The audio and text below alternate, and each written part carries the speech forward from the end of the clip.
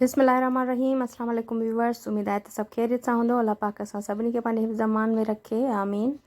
त जीअं त सुबुह जो आगाज़ थी चुको आहे ऐं अॼु मां ही फ्राई करे रही आहियां सीख कबाब।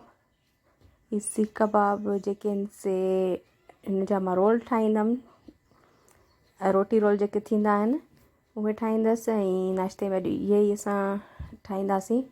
ऐं हिन खां पोइ जेको आहे सो अगरि तव्हांखे व्लॉग सुठो लॻे त हिनखे लाइक कजो, ऐं अगरि चैनल खे सब्सक्राइब न कयो अथव त चैनल खे सब्सक्राइब कजो।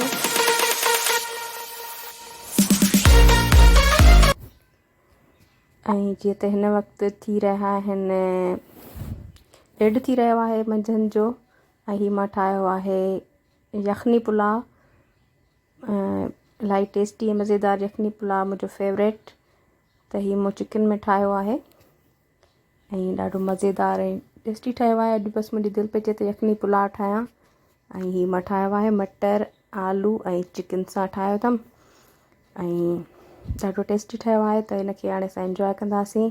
ऐं उन खां पोइ वरी असांखे काॾे वञिणो आहे, जेको तव्हांखे मां अॻिते ॿुधाईंदमि त काॾे वञिणो आहे। त तव्हां व्लॉग खे एंड ताईं ॾिसिजो। सो हाणे मां ही सर्व करे रही आहियां पुलाव खे।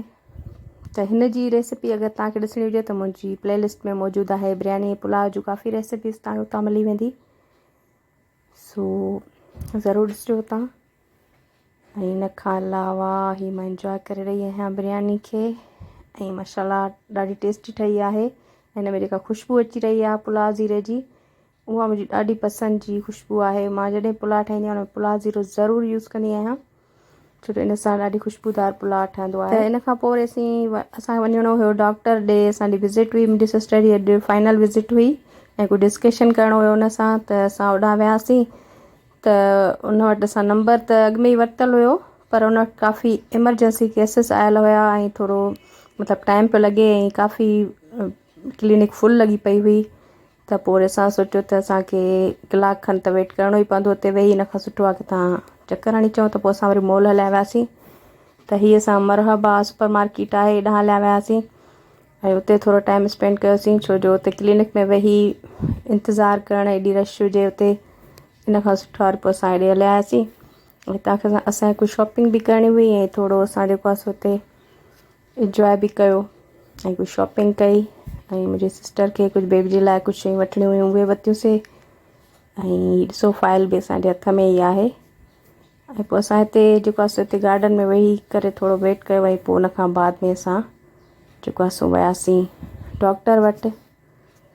सो हीअ ॾिसो, हीअ असां हिते लेस खाई रहिया आहियूं, ऐं आइसक्रीम वग़ैरह हिते थोरो कुझु वरितोसीं, उहो खाधोसीं। ऐं कुझु शॉपिंग बि कई हल्की फुल्की। ज़ारा किथे माण्हू वञे थो मॉल में त उतां जेको आहे सो कुझु न कुझु वठिणो ई थो पए। त हिते ॿारनि जी शॉप हुई, उतां असां नंढा न्यूबॉर्न बेबी जे लाइ कुझु शॉप कयो। हिन खां अलावा बाटा था कुझु शूज़ बि असांखे पसंदि आया, जेके हिकु हिकु असां ॿई सिस्टर्स जेको आहे सो शूज़ उतां वरितो। मतिलबु जेके घर में पाइण जूं चप्पल्स वग़ैरह ॾाढी सुठियूं बाटा था मिलनि पियूं, उहे वरितियूं। ऐं हीअ ॾिसो, हीअ आहे मिनी माइनर्स जे अंदरां जो लुक। त हिते बि ॿारनि जा एॾा प्यारा सा ड्रेसिस, कल्चरल ट्रेडिशनल ड्रेसिस बि मौजूदु हुया। हिन खां पोइ वरी असां हेॾा बाटा ॾे वञी रहिया आहियूं।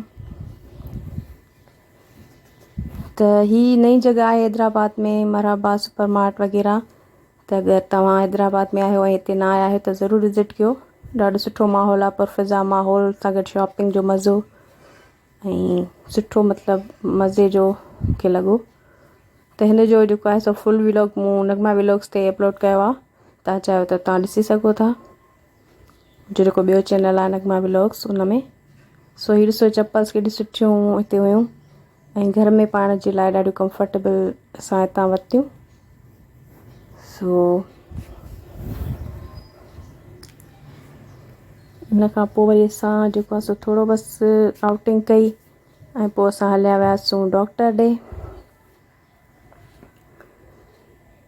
त हिते थोरो पाणीअ जो फाउंटेन टाइप कुझु ठहियलु आहे, हिते थोरो सुठो माहौल लॻो पियो मूंखे, ख़ुशगवार।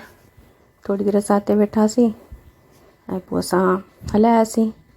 त व्लॉग कीअं लॻो तव्हां कमेंट में ज़रूरु ॿुधाइजो, ऐं चैनल खे ज़रूरु सब्सक्राइब कजो, जीअं मां अॻिते सुठा सुठा व्लॉग्स तव्हांजे लाइ रखंदमि। जीअं तव्हां उहो ॾिसी सघो। पंहिंजो ख़्यालु रखिजो। असां पंहिंजे दुआउनि में यादि रखिजो। अल्लाह हाफ़िज़।